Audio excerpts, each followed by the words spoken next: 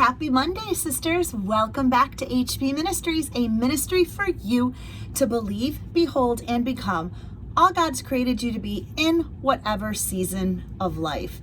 So we are still in our July devotional calendar. Here it is right here for those that might be new. This is our calendar. Every single month I put a calendar together for you to build up a routine in your spiritual journey or your faith adventure. And so I try to get you to do sermon notes, and we all show those over at our HB Bible Study and Resource page, which is our community Facebook. And then we do journaling. I teach you journaling prompts all through the week when we do our devotions. I'm sharing journaling prompts with you. So Saturday you can kind of journal out everything you learned, write some things out to God that you feel like, are heavy on your heart from something that you learned, or you feel like the Holy Spirit, which is your muscle, your spiritual muscle, is leading you to write or expand more on that verse. So I teach you to do that on Saturday. Fridays, we have a live study on YouTube at 1 p.m. Eastern Standard Time. Sometimes I do it at 4 o'clock, and those are for my friends that are over in Australia. So I try to, use the times differently so I can engage everyone. So be sure to look at your calendar so you know what times that will be exactly. But the calendar has everything on it. So like today, here we are going to be talking about Luke 4:18 through 23. I'm encouraging you ladies to take notes and whatever you want, whether it's a journal or a planner, but I'm also encouraging you to build up a war binder. Now, the notes that are given to you on Friday, they're sent out in a newsletter. The only way that you can do that is right here. Head over to my website, subscribe to heatherbaxter.com so you can get a newsletter, and the newsletter is going to be the theme for the teaching on Friday. And then Friday you'll be given notes, and then you can set up those notes and file them. Let me give you an example here because I have all my little files. I actually use a file cabinet, but like here I have this Jesus Heals. So inside this folder is all, like, I have a little sticky note that reminds me of all this lessons in here. The man that was blind, the woman that had the issue of blood. So these are just lessons all tucked inside of here of with some of my study notes of what Jesus did and how he healed that person. And again, you can do that in a binder. You can set up a file cabinet, but I'm helping you ladies build your own war binders. And that's what Friday's all about. But you can also use the notes that we're doing here during the week. So with that in mind, it's a little bit about how the schedule works here. You can also follow me on Instagram stories or over on my Instagram. I use that a lot more than I do Facebook. So Heather Baxter 1, here it is right here.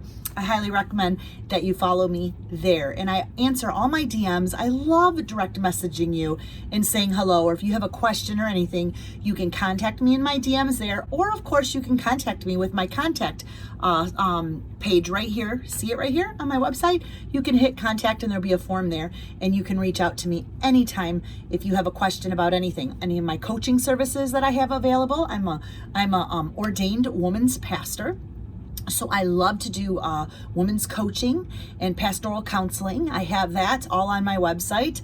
I also do teaching. Right now we're not teaching so much in the churches or doing live events in churches, but I do that. A lot of people reach out and contact me for that. But for now we're doing everything via social media. We're doing everything online, and I'm so excited, and I kind of want to just really keep running with that and see what themes God gives us. And so be interacting with me more a little bit after this week. Now, this week I have my daughter's graduation party coming up this week. So I'm going to be doing a lot of blogs this week. I'll still be teaching, but some of them might be in blog format. And also I'm going to do a little bit of a different type of vlog that I'm going to post by the end of this week, but it's going to be a come with me. So every day I'm going to be vlogging a little bit of my life and talking to you, and I'm going to post it on a Friday. I'm going to start doing that because there's so many people right now that are just down because now we're hearing that, we might go into shelter again. We're hearing all of these negative things. And if I can just take your mind off of it and take you a little bit on my day, encourage you with some things that I do or some products that I use, or I don't know how, I want to encourage you. I just want to be a blessing, and I want to take you along with me. So I'm going to be doing some live vlogs and sharing those with you. I'm also going to be doing some questions and answers, which will be coming up in about a week or two. And I'm going to be asking you soon over on our HB Bible Study and Resource resource page what you would like to see in August. I'm already getting ready to put that calendar together, so I'm going to be asking you questions there and engaging with you there. Now, if you don't want to head over there and you want to leave a comment below today, I'm encouraging you to leave me a comment a little bit about what you would like to learn. What would you like to study? What would be a topic? Just generate some ideas for me and place them in the comments below as I'm getting ready now to set up the August calendar. I wanted to actually go through my pineapple study because August is such a beautiful time. Let me grab this right here. I have this right here that says, be sweet and stand tall. Live like a pineapple. I have an awesome pineapple study, which is already on my website, and all the 7 videos are there, but I wanted to actually take you through it and give you verses for the whole week and then allow you to use the teaching. So it's something that I've been leaning on. And we really can talk about a lot of women's issues and make it fun by using this as our visual. Let me know what that sounds like for you. And if you share some of the topics, I could maybe intertwine it, but kind of use this as a fun summer theme. I just thought it would be fun. And that study I just wrote, that is one of the studies that I'm praying about, finding an agent or a new publisher to put that together in an actual book, because I think it's a wonderful study. Just a thought on my end as I'm preparing for August. All right, I'm going to stop rambling, and we are now going to get into our lesson today, which is Luke 4:18 through 23. So if you have your Bible, open them up. Remember, ladies, that this whole entire month for July, we were getting the lessons from our book that we were reading in the HB Book Club. So if you don't follow me in the HB Book Club, find me over on Facebook, HB Book Club, or here is a link right here. Here are the books that we're doing in 2020. But this was the book we did a couple months ago. And I loved her faith adventure.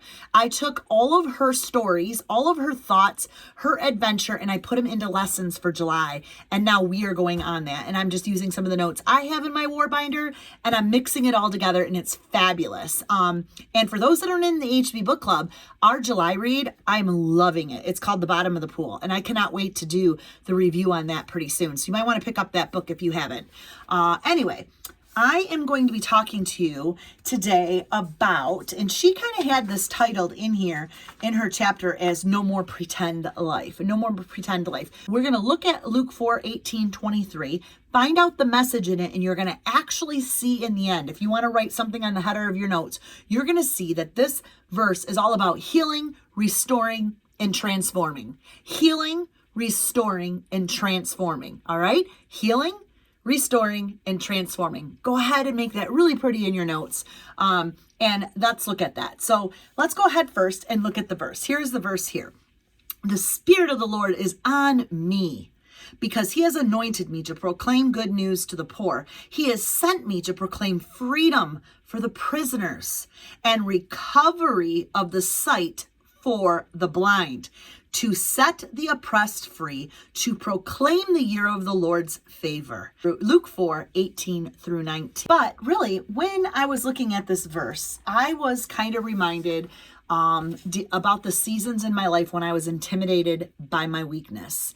And I was just talking to my daughter about that this morning. I had to have one of those mother-daughter talks, you know, those talks where you just need to encourage your daughter in the Lord, and you need to encourage her in herself. And especially if you're raising if they're in the ages of 20, 21, and 22, they're really maturing. And everybody raises their children different. Everybody has different boundaries. Everybody has different ways of doing things. And so in our house, I was just using this morning to teach her about the word sustain. And we spent a lot of time on that word. As a matter of fact, I pulled it up on my website. I don't know if I have the page still saved. Probably do. Let me see. Yeah, do I have the word? Yep, I do. Yahoo Research right here. Okay, let me just. So I'm one, and she knows this. I love by sharing wisdom. I love on my kids. I am definitely a mom that hugs and loves, but more than huggy, touchy, I'm one that loves to love by sharing wisdom. and then hugging. I'm definitely do not brush anything under the rug type mother. But this is going to go along with today's lesson, and I want you to see this. So I just felt that there was a word for her. And sometimes the Lord's going to give you a word for one of your children, because the Spirit of the Lord is upon you, mom. The Spirit of the Lord is upon you, wife. And the Lord is going to anoint you with a word, or maybe anoint you with a thought. And that is your spiritual muscle working inside of you. And you need to exercise it. Sometimes exercising it is by using it, sharing it. And so when I got up this morning, the first thing the Lord wanted me to remind her is what the word sustain meant. And so I pulled it up right here, the definition, and it meant to keep in existence, to maintain a course, to prolong, to buoy up. I loved that analogy, to buoy up, to keep it up, to supply with necessities and nourishment physically and mentally, to support the spirit's vitality, to encourage a spirit's vitality, to bear up under, to withstand, to experience or suffer, and to affirm the validity of. So just different things here that I talked to her about. But I went on and I talked to her and I said, there is nobody in life that can sustain you. No boyfriend, no friendship, no pill, no alcoholic beverage, no substance, no mom or dad that can sustain you except the spiritual muscle that has been given to you by God. And once you learn how to sustain yourself and grow in maturity, study yourself, get to know yourself, and be able to prolong through seasons that are hard, which we're going to talk about that in a minute, not be intimidated by your own weakness. You're learning to sustain and continue and maintain through the character that God gave you, but learning how to handle that in this life is how you mature as a Christian. And so there's some boundaries you have to put up in your own life. And I was talking to her about seasons in my life when, in order for me to sustain or get through that or be a better mother or be a better wife, I had to put up some roadblocks. I had to put up some boundaries that wouldn't allow me to maybe enter into that. So we talked about that for a little bit today, and we did it in love. And I said, you're such a strong, beautiful, wonderful woman. And God is preparing you now. I believe he's preparing her in the next 5 years to, understand what it's going to be like to be a mother someday and understand what it's going to be like to be a wife someday.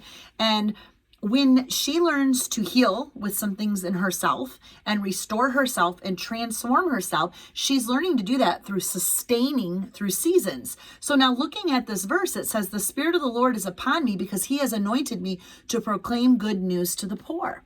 Well, in order to be that person, we have to be able to sustain through things that are hard in our own life. We have to buoy up and not be intimidated by our weakness and not allow our weakness to take us down another avenue. And so we talked about that because I was reminding her that God moves around you every day. And ladies, to you, God moves around you every day through humans and wants to strengthen you. If we don't get ourselves out there to hear faith-based messages, get around other Christian women, then we're missing out on God's human arms coming around us. And so that's why I love HB Ministries and this place, because we believe and we belong here and we behold each other and we behold the promises of God together. And so I just want you to understand that as you're studying today's verse. Maybe there's something that you're going through where you're trying to learn to sustain or withstand a season of life. Now for us, I think we're all experiencing minor injuries physically and mentally as we go through this pandemic and as we go through racism and riots and chaos right now. I feel like we're trying, and people are trying to affirm their validity through other things. And remember, as you study this verse, it says, he has sent me to proclaim freedom for the prisoners and recovery of the sight of the blind. Sometimes people just need to be spoken to and loved and buoyed up with the message of God so their eyes can open up. Blindness can cause chaos, can cause riots. And so when I was thinking about this, how many times do people view others beneath them?